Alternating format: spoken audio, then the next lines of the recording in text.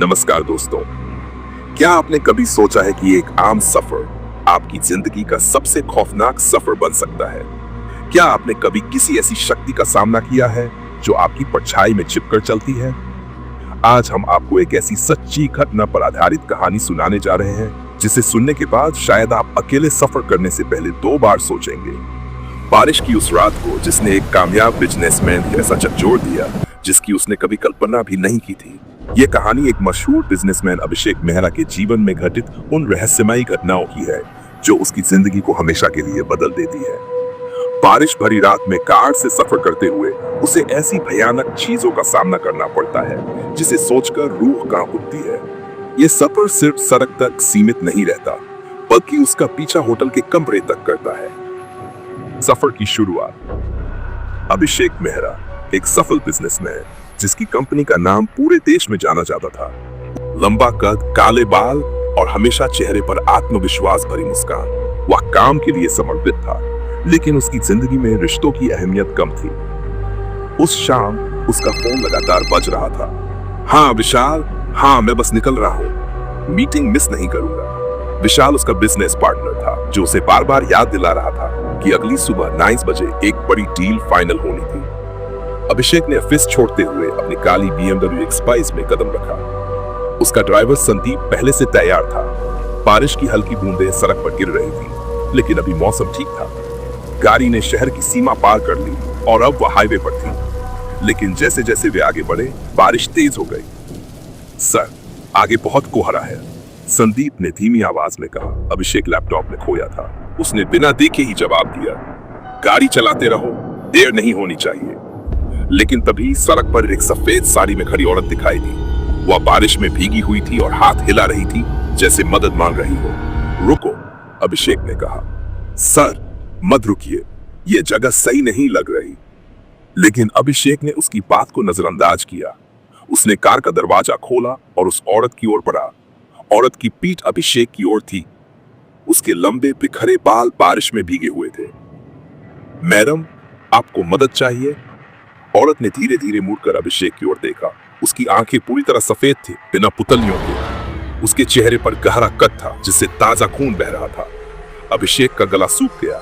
वह पीछे हटने लगा, लेकिन तभी औरत हवा में उठने लगी, मानो कोई अदृश्य शक्ति उसे हवा में उठा रही हो। अचानक उसके मुंह से एक भयानक चीख निकली जिससे पूरी कार का शीशा कांप गया। संदीप, भागो! ड्राइवर ने फौरन गाड़ी भगाई, लेकिन पीछे बैठा अभिषेक कांप रहा था। उसकी आंखों में वही चेहरा बार बार घूम रहा था। किसी तरह वे उस सुनसान सड़क को पार कर होटल पहुंचे। होटल का नाम था ब्लू हेवन ग्रैंड, जो अपनी शानदार सुविधाओं के लिए जाना जाता था। लेकिन होटल का वातावरण अजीब था। लॉबी में बस 2 कर्मचारी थे जिनकी आंखों में अजीब सी बेचैनी थी। अभिषेक ने कमरे की चाबी ली और 5वीं मंजिल पर गया। कमरा काफी आलीशान था, लेकिन उसे घुसते ही एक अजीब सी घुटन महसूस हुई। वह बाथरूम में गया और ठंडे पानी से चेहरा धोया।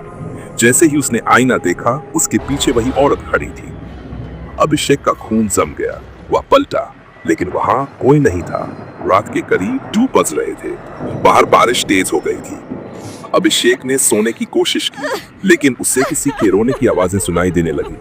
उसने उठकर लाइट, उनकी कमरे में कोई नहीं था। लेकिन तभी उसे अपने बिस्तर के नीचे से किसी के सांस लेने की आवाज सुनाई दी। धीरे धीरे उसने बिस्तर का पर्दा उठाया। नीचे वही सफेद तारी वाली औरत लेटी थी। उसकी आंखें सफेद थी और उसके होठों से खून टपक रहा था। उसने झपटकर अभिषेक का हाथ पकड़ लिया। अभिषेक चीखते हुए, उसकी आंखों के सामने पूरा अंधेरा छा गया। अभिषेक ने रिसेप्शन पर फोन किया। प्लीज कोई मेरे कमरे में आए, मुझे डर लग रहा है। स्टाफ ने कहा, सर, हम 5वीं मंजिल पर कोई कमरा नहीं देते। वह मंजिल पिछले 3 सालों से बंद है, वहां कोई नहीं रुकता। अभिषेक के हाथ से फोन गिर गया। उसने दौड़कर दरवाजा खोला, लेकिन सामने वह औरत खड़ी थी। उसने धीरे से मुस्कुराकर कहा, अब तुम कभी नहीं बचोगे। अगली सुबह होटल के कर्मचारियों को अभिषेक का कमरा खाली मिला। उसका कोई सुराग नहीं था। सीसीटीवी में सिर्फ एक बात रिकॉर्ड हुई, वह अकेला होटल में घुसा था, लेकिन बाहर कभी नहीं निकला। अगली सुबह होटल स्टाफ ने जब कमरा खोला तो वह खाली था। कमरा बिल्कुल अस्त व्यस्त था। बिस्तर की चादर फटी हुई थी और दीवारों पर खून के निशान थे। होटल मैनेजर अशोक ने फौरन पुलिस को सूचना दी। कुछ ही देर में पुलिस टीम पहुंच गई। इंस्पेक्टर रवि सिंह ने कमरे का मुआयना किया। अजीब बात है, कमरे में खून के निशान है, लेकिन अभिषेक का कोई सुराग नहीं है। उन्होंने होटल के सीसीटीवी फुटेज देखे। फुटेज में अभिषेक अकेला होटल में प्रवेश करता हुआ दिखाई दिया, लेकिन बाहर निकलते हुए कोई फुटेज नहीं था। क्या यह आदमी हवा में उड़ गया? एक पुलिस अधिकारी ने हैरानी से पूछा। कमरे की तलाशी लेते हुए रवि को बिस्तर के नीचे एक खून से सना कंगन मिला। यह तो किसी औरत का कंगन है। अभिषेक के लापता होने की खबर उसके परिवार को दे दी गई। उसकी पत्नी सोनिया मेहरा और उसका छोटा भाई करण मेहरा होटल पहुंचे। सोनिया की आंखें रो रो कर सूज गई थी। प्लीज इंस्पेक्टर साहब, मेरे पति को ढूंढिए, वो कभी हमें छोड़कर नहीं जा सकते। इंस्पेक्टर रवि ने परिवार को होटल के पिछले 3 सालों का रिकॉर्ड दिखाया। मैम, यह होटल पहले एक हवेली थी जो करीब 100 साल पुरानी है। इसे होटल में बदलने के बाद कई मेहमान रहस्यमय तरीके से गायब हो गए। यहाँ 5वीं मंजिल पर एक आत्मा का साया बताया जाता है। सोनिया और करण का चेहरा सफेद पड़ गया। होटल के इतिहास का रहस्य। करण को विश्वास नहीं हो रहा था कि उसका भाई किसी आत्मा के कारण गायब हो सकता है। वह होटल के पुराने रिकॉर्ड खंगालने लगा। पहले इस हवेली में एक अमीर व्यापारी सुरेश मल्होत्रा अपनी पत्नी नीरा और बेटी रिया के साथ रहता था। लेकिन एक दिन नीरा ने किसी अज्ञात कारण से आत्महत्या कर ली। कुछ साल बाद सुरेश ने होटल के निर्माण के लिए हवेली बेच दी, लेकिन रात में यहाँ काम करने वाले कई मजदूर गायब हो गए। लोगों ने इस जगह को छोड़ दिया, लेकिन होटल का निर्माण फिर भी पूरा किया गया। पुलिस को होटल के पीछे के जंगल में एक कटी फटी शर्ट मिली जो अभिषेक की थी। शर्ट पर खून के धब्बे थे। इंस्पेक्टर साहब, ये तो मेरे भाई की शर्ट है, करण चीख पड़ा। पुलिस ने खोजबीन जारी रखी। जंगल के बीच एक पुरानी टूटी फूटी झोपड़ी मिली। अंदर जाने पर उन्हें एक कमरे में अभिषेक की घड़ी, मोबाइल और उसका बटुआ मिला, लेकिन वह खुद नहीं था। कहीं पास में ही है। करण पुतपुताया। खैर, सोनिया और करण होटल में रुके थे। रात के करीब 2 बजे सोनिया को अजीब आवाजें सुनाई देने लगी। उसे लगा कि कोई महिला दरवाजे पर दस्तक दे रही है। सोनिया ने दरवाजा खोला तो देखा वही सफेद साड़ी वाली औरत सामने खड़ी। उसकी आंखें सफेद थी, होंठों से ताजा खून टपक रहा था। औरत ने मुस्कुराकर कहा, तुम भी अब मेरे साथ चलोगे। सोनिया चीखने लगी। करण दौड़कर कमरे में आया, लेकिन वहां कोई नहीं था। पुलिस को झोपड़ी के पास एक कुआं मिला।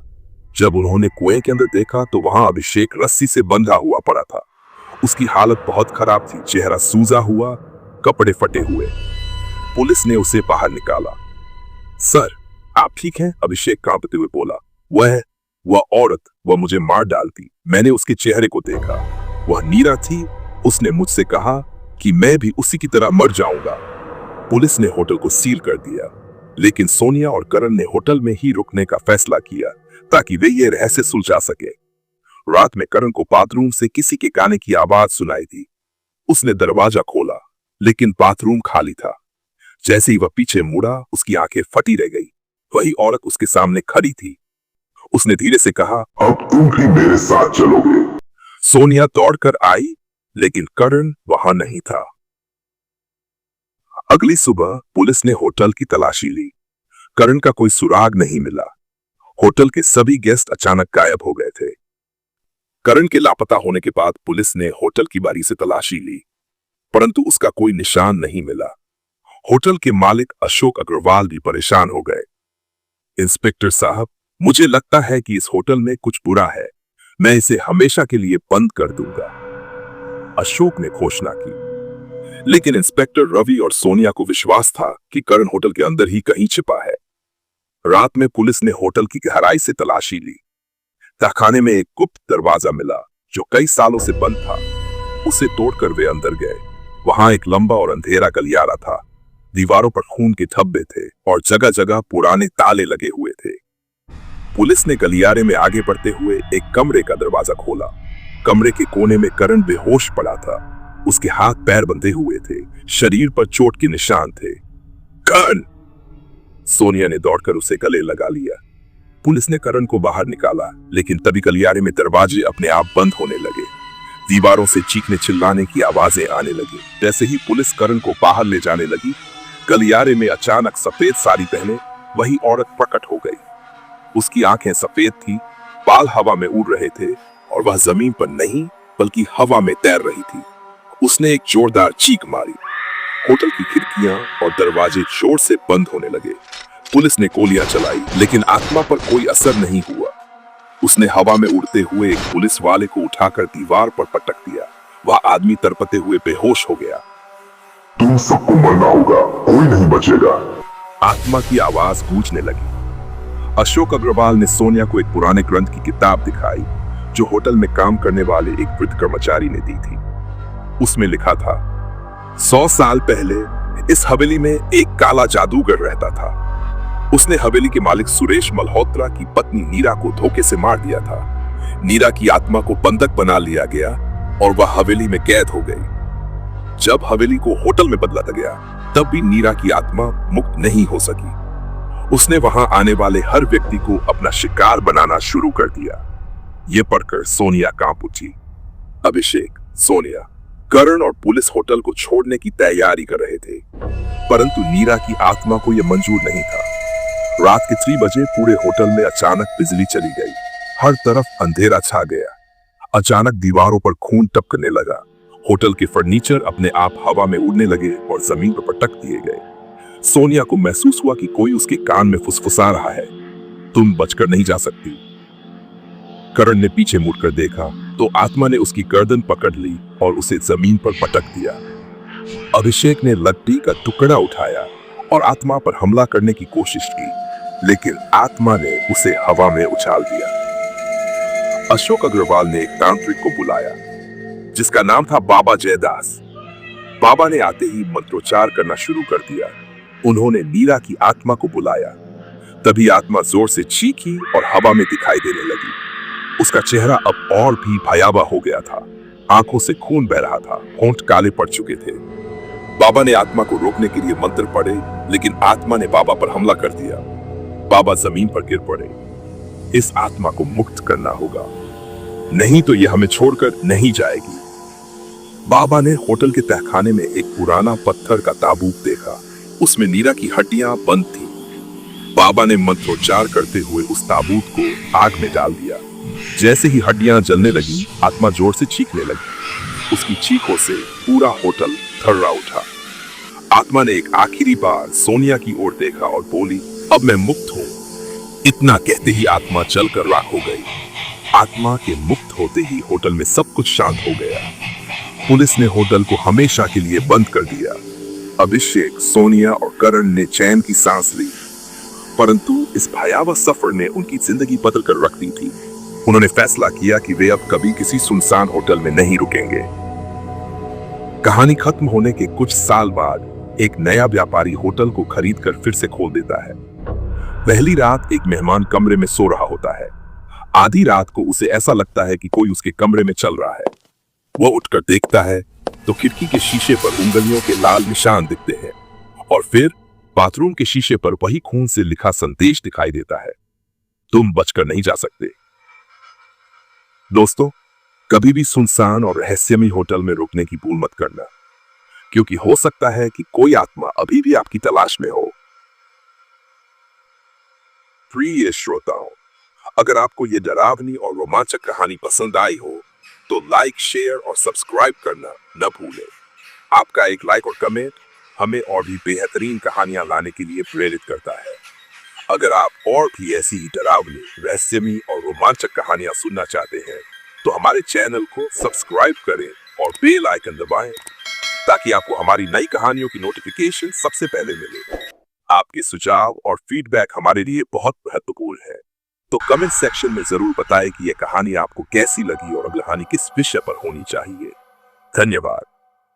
अगली डरावनी कहानी में फिर मिलेंगे, तब तक अंधेरे से बचकर रहें।